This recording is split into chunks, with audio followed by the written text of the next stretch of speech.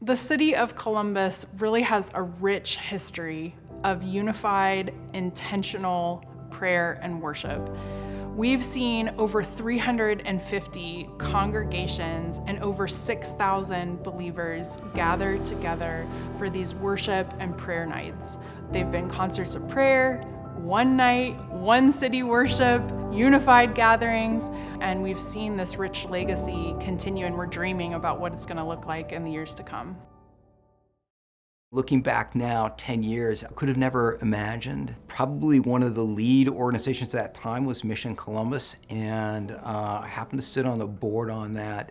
That, I think, kind of spilled out of the Billy Graham crusade. You know, listen, something amazing has happened, and we want to continue that. About a decade where there were a number of meetings, but just oddly enough, there wasn't a lot of traction. 2011, there seemed to be kind of a group of people that started to really have a heartbeat thinking about, okay, what would it really look like if we very intentionally and collaboratively came forward with an idea of how do we reach our city for Jesus Christ?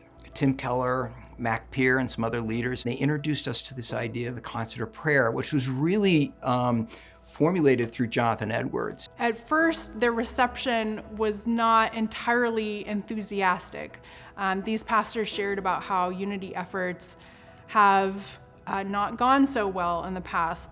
Rich Nathan, he asked the question, have we ever attempted these unity movements starting with intentional prayer?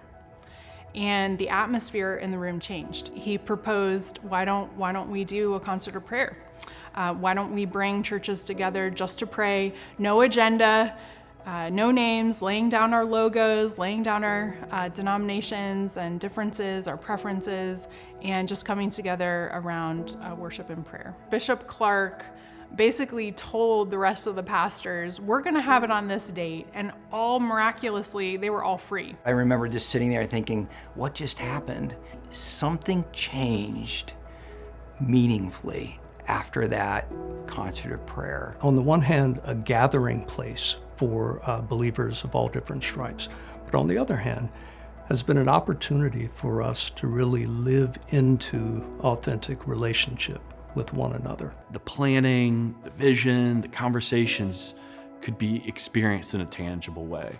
That shared experience and that shared space reminded us of the shared mission that we truly have. For Columbus, one of the great, most powerful components of what they do is to remind us of that reality. That kingdom work is what city movements are all about. What unified prayer does, where we're kind of uniting under King Jesus, none of our tribes or even some of the finer points of doctrine and theology, I felt like was really embodied there. As we just love our city, we love Jesus. For me, almost every pastor that was in that room in that day, I am still friends with today and get to work with now a lot around this vision of For Columbus. To see different races, different ethnicities, different backgrounds. What does this idea of unity actually mean and actually look like, and have that kind of tease out and build out into this place of friendship?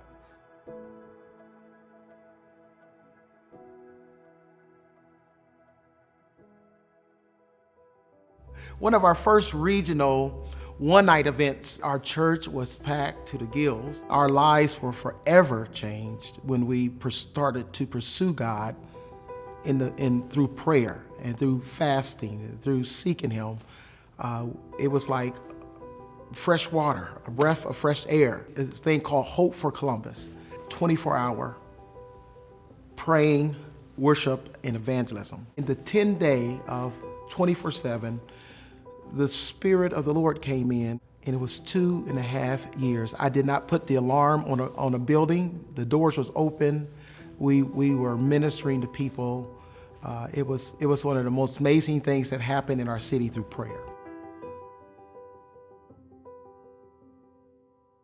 Right before COVID, we had been partnering with schools, and the goal was to have every single school covered in a partnership. Columbus City Schools approached our organization and asked if we could help with learning extension centers, which would provide remote learning, meals, homework help, internet access for these students who couldn't attend in person. We were serving over 1,000 students a week with our combined efforts. We served over 30,000 meals. There were over 100 learning extension centers throughout the city. We had a map of where the churches are, where the learning extension centers were.